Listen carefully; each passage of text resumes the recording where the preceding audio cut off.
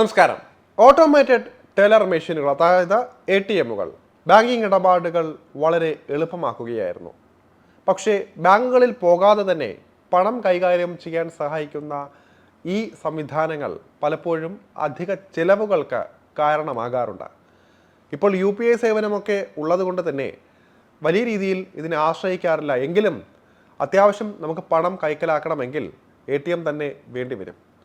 ATM ഇടപാടുകൾക്ക് Reserve Bank of India, അതായത് RBI അടുത്തിടെ പുറത്തിറക്കിയ പുതിയ മാർഗനിർദ്ദേശങ്ങൾ ഉപഭോക്താക്കൾ അറിഞ്ഞിരിക്കേണ്ടത് അനിവാര്യമാണ്.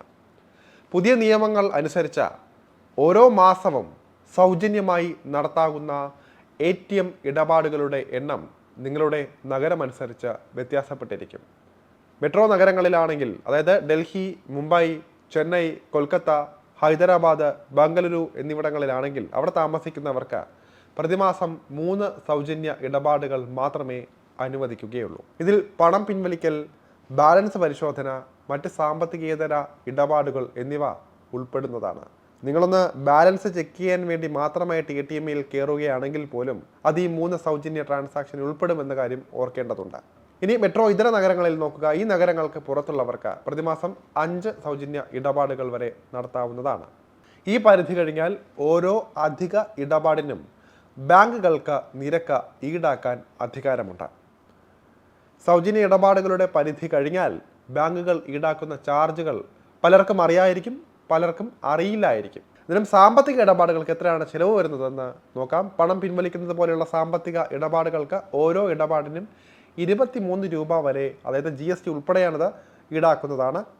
സാമ്പത്തികേതര ഇടപാടുകൾ, അതായത് ബാലൻസ് പരിശോധന പോലുള്ള സാമ്പത്തികേതര ഇടപാടുകൾക്ക് ചില ബാങ്കുകൾ 11 രൂപ വരെയാണ് ഈടാക്കുന്നത്.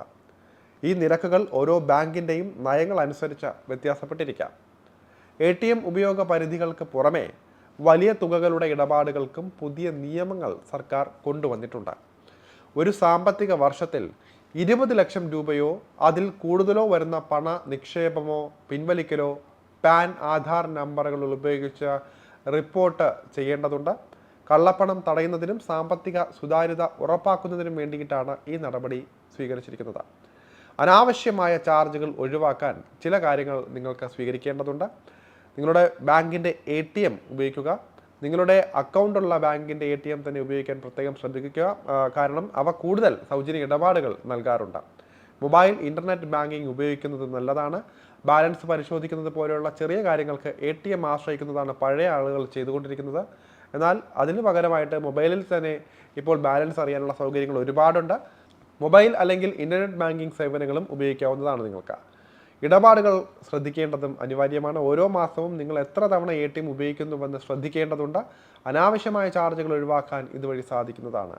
ബാങ്കിങ് ഇടപാടുകൾ എളുപ്പമാക്കുമ്പോഴും ATM ചാർജുകളെക്കുറിച്ച് ഉപഭോക്താക്കൾക്ക് വ്യക്തമായ ധാരണ ഉണ്ടായിരിക്കണം. പുതിയ നിയമങ്ങൾ അറിഞ്ഞ് ഇടപാടുകൾ നടത്തിയാൽ അപ്രതീക്ഷിത ഫീസുകൾ ഒഴിവാക്കാനും സാമ്പത്തികമായി സുരക്ഷിതമായിരിക്കാനും സാധിക്കുന്നതാണ്.